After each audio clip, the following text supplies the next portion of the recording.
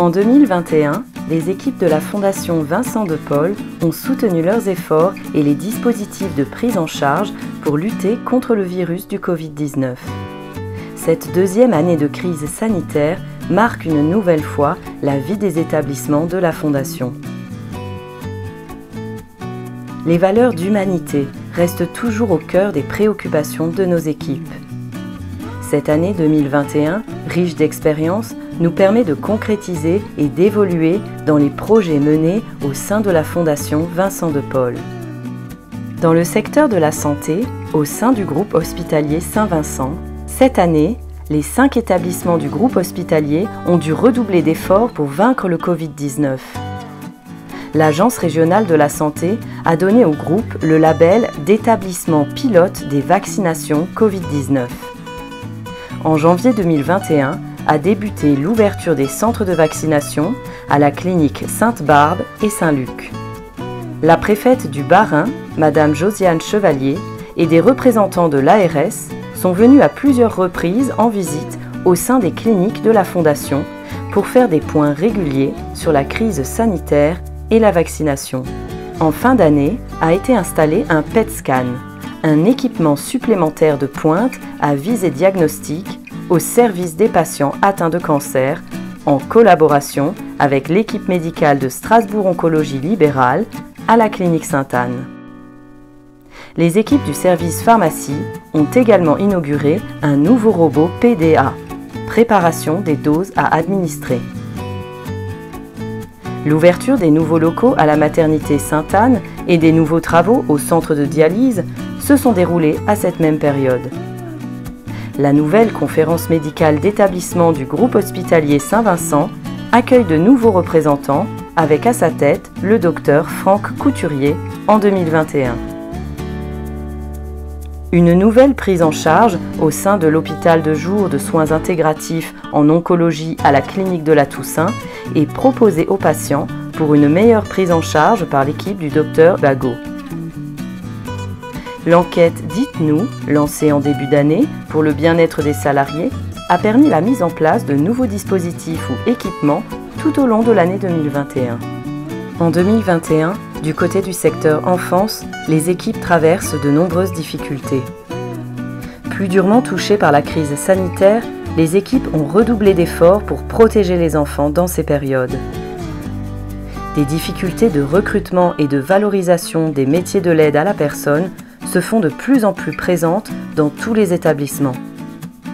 Malgré tout, les activités continuent au sein des établissements. L'Institut Saint-Charles participe à une grande journée des troubles du langage avec de nombreux partenaires, rencontrant un grand succès pour tous les experts du secteur.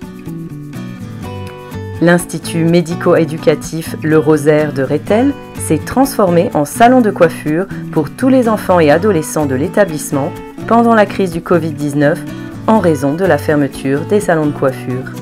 Le centre éducatif fermé de la Fondation a reçu des financements de la part de la Fondation Air France et de la préfecture de la Moselle, ce qui a permis de faire construire une serre pédagogique à Forbach.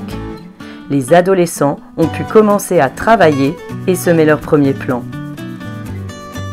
Les enfants, les parents et les professionnels des maisons d'enfants L'Ermitage ont relevé le défi sportif des courses du Metz Trophy, organisées pour lutter contre les violences faites aux femmes.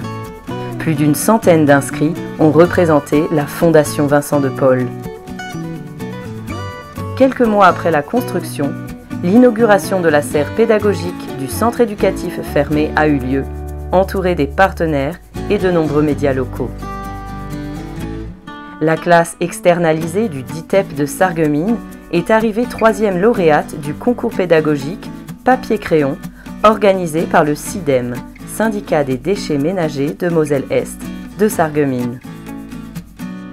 Les adolescents du DITEP Vincent de Paul Moselle Sud ont construit et finalisé un abri en bois pour abriter la vieille pompe des pompiers d'Abrèche-Villers. L'Institut médico-éducatif Le Rosaire a participé à la journée Duo Day pour proposer des expériences professionnelles aux jeunes dans le monde des entreprises comme dans un salon de toilettage canin.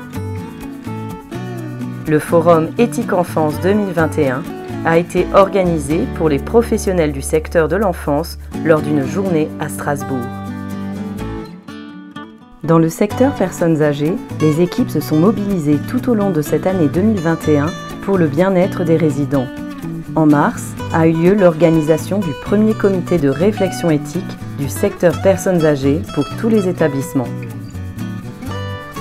Une grande campagne de vaccination a été mise en place pour les résidents des maisons de retraite.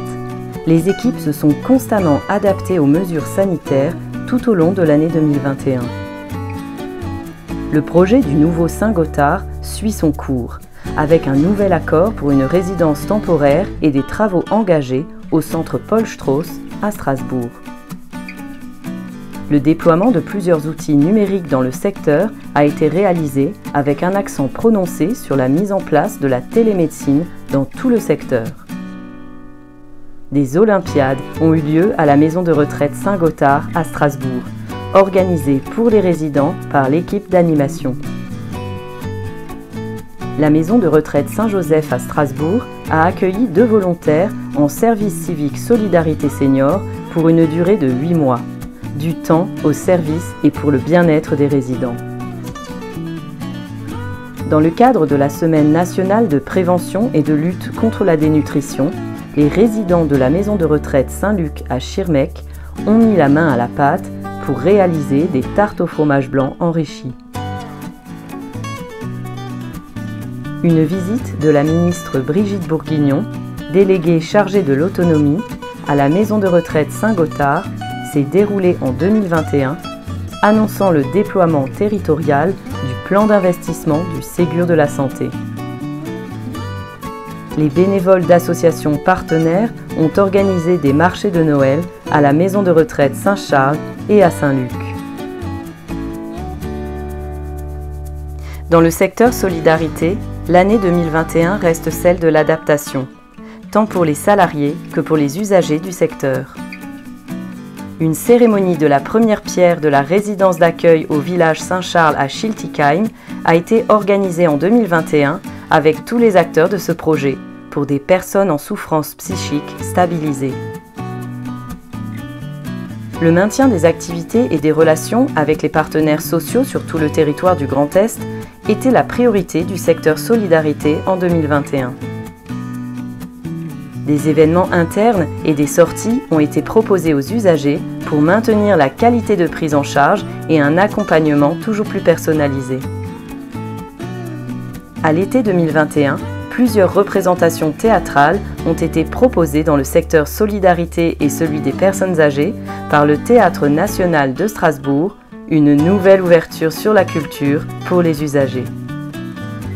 Au sein de la Fondation en 2021, des événements fédérateurs ont pu être maintenus lors des périodes les plus favorables, mais dans un rythme plus réduit depuis le début de la pandémie. À l'occasion des 20 ans de la Fondation, et restreint d'un point de vue événementiel, le livre des 20 ans de l'institution est sorti et il a été offert à l'ensemble des collaborateurs et des partenaires. Événement fédérateur, le séminaire des cadres de la Fondation a réuni près de 150 collaborateurs sur le thème de la responsabilité sociétale des entreprises et du développement durable sur 2 journées complètes. Une grande enquête de satisfaction sur les outils numériques et un audit piloté par la DSIO ont été lancés en fin d'année. La Fondation Vincent de Paul s'est lancé un nouveau défi et a créé ses comptes sur les réseaux sociaux Twitter et LinkedIn. Des nouveaux défis pour l'année 2022 ? Les équipes de la Fondation Vincent de Paul vous donnent rendez-vous pour de nouveaux challenges dans les mois à venir.